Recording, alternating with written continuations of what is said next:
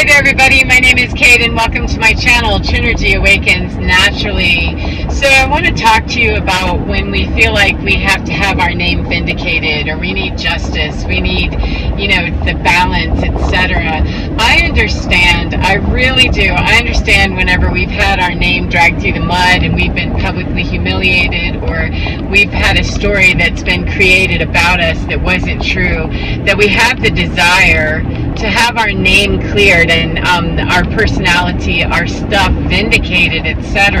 However, I want to pose a different perspective to you about the pain that's caused with people who join in that, gang mentality and the whole, gang ethic of pounce on the weak one. The way that we're being accepted is to go ahead and join in the fray here, join in whoever's being targeted. It's not me. Cool. That in my own personal experience, when I was exiled and estranged, I was exiled and then estranged myself because living in an exiled state within a family really blows. It sucks, and it's hard to come to grips with what that is. And so I estranged myself to figure out what it was, which is you've been exiled and you've been living in the periphery with feeding vampires who really, aren't accepting thee.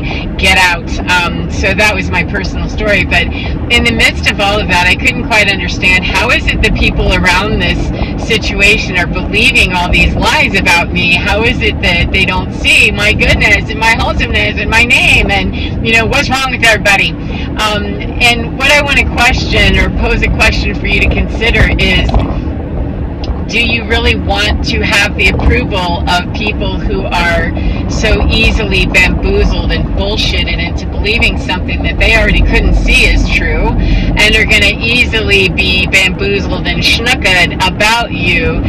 How much vindication do you want with people who are already very blind to what was right in front of them? And it can be easy to believe the story, because oftentimes when we're in that situation, we're not exactly excelling as being the greatest version of ourselves that we could be. And trust me, the enemy, the opposition, the oppressing energy, the darkness, wants us to believe that, wants us to believe the guilt and the shame that comes up with, well, I really wasn't bringing a whole lot of glory to my name. However, what I want to put my foot in there and say, yeah, hold up, that's obviously, very true for some of us. However, what is more true is to say that no matter what kind of stuff I was doing, is it really going to be okay for other people to just toss me away and double down on what they are already saying and creating lies, compounding what was already true? There was nothing about me, nothing about you, I bet, is also true, that really merits somebody just wanting to try to off you. I don't believe that's true for anybody. Then I don't care what anybody else has ever done. I don't have the authority to, take them out, or to create lies upon them, no matter what kind of awful behavior they've exhibited, or that I have exhibited in somebody else's high holy opinion. It still doesn't give us the right to go in and create more of a story than was actually there. I'm about looking at a scene and seeing what's the actual truth of this, not my version of it. I don't want somebody to tell me how they experienced gravity. I want them to tell me what's the principles of gravity, and then we'll start talking about, let's have a refresher class on that, the laws of the universe stuff, and then we can start talking about the experience that you had with gravity, and that'll be your truth. However, the truth of gravity is something very different. When somebody else, one person is flying and another person is dying, they're going to speak of gravity in a very different way, and we're not very well schooled in how to really pick all that apart. And when we start listening to other people, or know what they're saying to other people, and then listening to the feedback of so-and-so said this about you, and we're being shamed and shut out, it can be really confusing to say, how is this happening?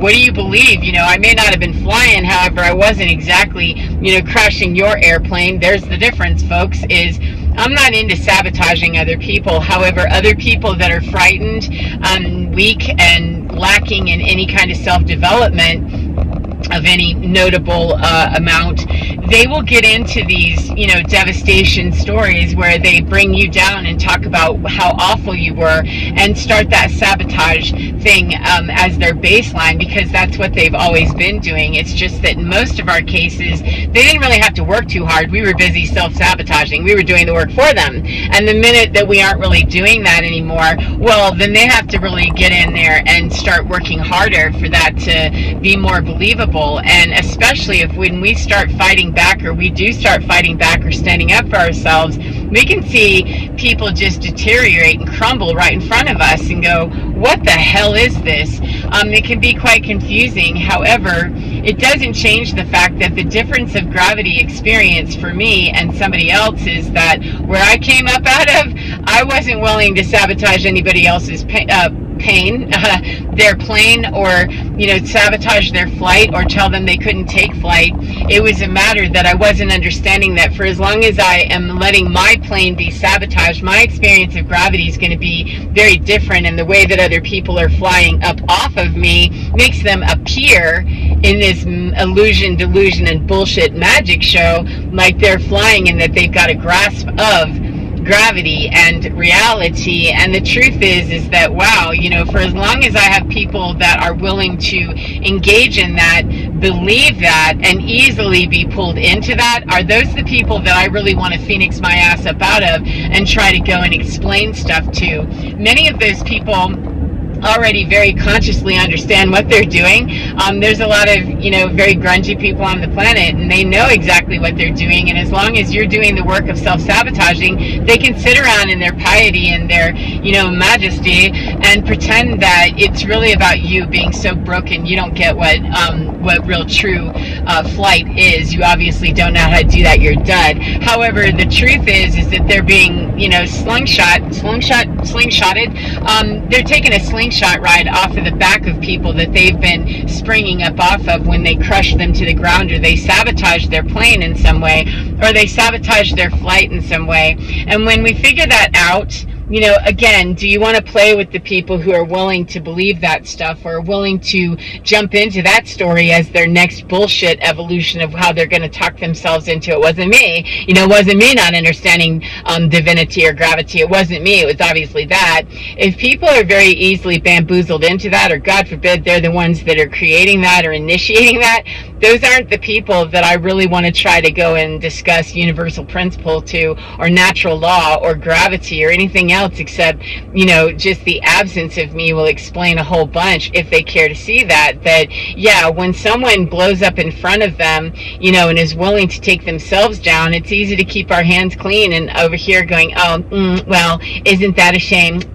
We get a lot of benefit from that if we're that kind of parasite, and we're that kind of a person, or that kind of a group, or that kind of a group consciousness or gang mentality. It's going to be easy for those that are already there living it like that and really being that, and only one hair away from falling into that, then it's going to be easy for that to identify itself and play with itself and find the next target for how we're going to need to double down now. Because when the target starts waking up and saying, yeah, I don't wish to be a clown here anymore, I'm looking to rise up out of this, though it's hurtful, it's very keen and very much needed to be seen that what's around you may not be nearly as skilled or, as flight worthy as you thought, and it might really be painful. It was for me anyway, to look around and say, how is it that you're believing this stuff? And worse, how are you the one that's creating this story? I've known you my whole life, you know this about me. And it isn't about what is the absolute truth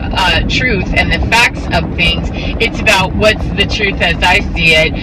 That's some bullshit and spirituality that I just love to hear. My truth is the truth, which is factually based, and then my experience of that will be my truth as I experience the truth, which is a fine nuance that isn't all that fine. There's a huge gap sometimes in between that, in trying to get everybody on board with that. And I found that to be quite a futile effort, that if people aren't willing to at least question what they're hearing, they're willing to believe the grungiest story about me, that means they already believe something grungy about themselves, and they aren't really operating in a field of understanding or in a field of energy that I really want to be playing with anymore, honestly. As cruel as it sounds and as hateful as it might be, to somebody else's perception of me, if you're willing to believe a lie about me and you didn't even question that, we're going to have a serious conversation about where you are before you enter my life with any more of your gullibility, because I've already lived in gullibility enough to believe that self-sabotage was the road for me. Then I'm going to want to heavily vet anybody that has fallen into that net on the other side of it.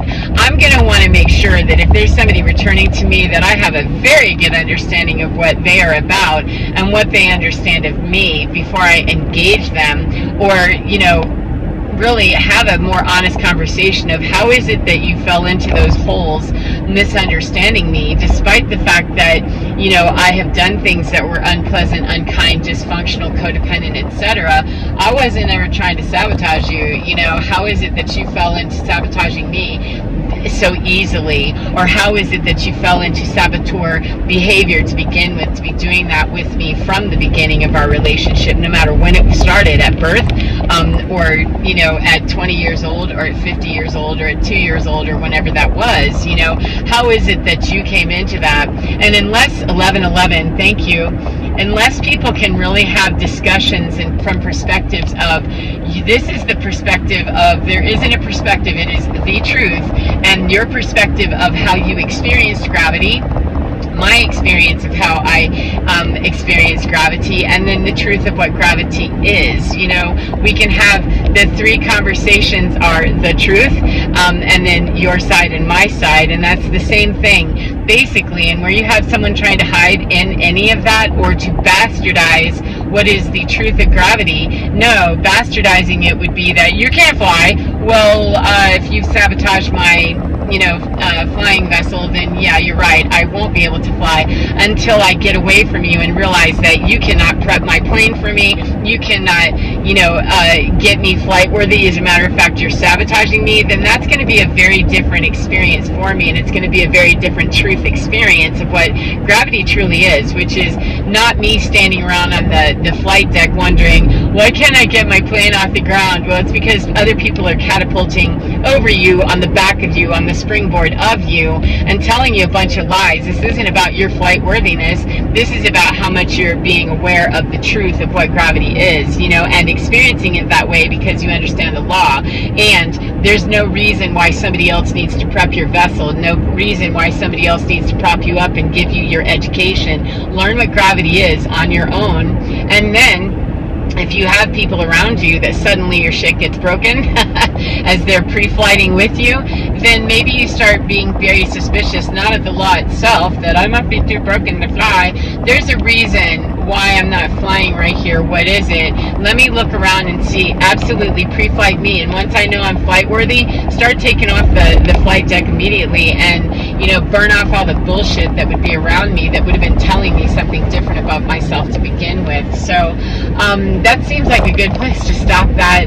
We're out hiking again today. I say we, and I actually left my dog home because he was just freaking out and acting really strange, and I'm gonna honor the fact that, okay bro, you act like you can't go because you're gonna keep me in non-flight mode as long as I'm twitting around wondering what you're doing. So I'm out on my way to a hike and gonna go and bond with nature some more and learn some more and open up the door to more flight for me. So may you enjoy your day no matter what part of the day you're in, and get within your skin, because the greatest phoenix is within, and it can help you rise up and fly. Yeah, you might crash and burn, you might have an emergency landing here and there. However, once you learn the aerodynamics of what your flight is about, it's based on the principles of flight, and not in listening to everybody else's version of that. It's based in natural law, universal law, and principles that never waver, no matter what your experience is of it, no matter what anybody else's experience is of it, and no matter how many cowards that would be that fall into the easiest story that works for them to keep catapulting off the back of you or me. So get within, because your skin within, you're divine. It's absolutely fine, and enjoy that every single time it can help you, and it does. Start answering that in the divine, and it will work for you absolutely fine. Take care of your beautiful selves, and I'll see you again next time. Mwah. Goodbye, friends.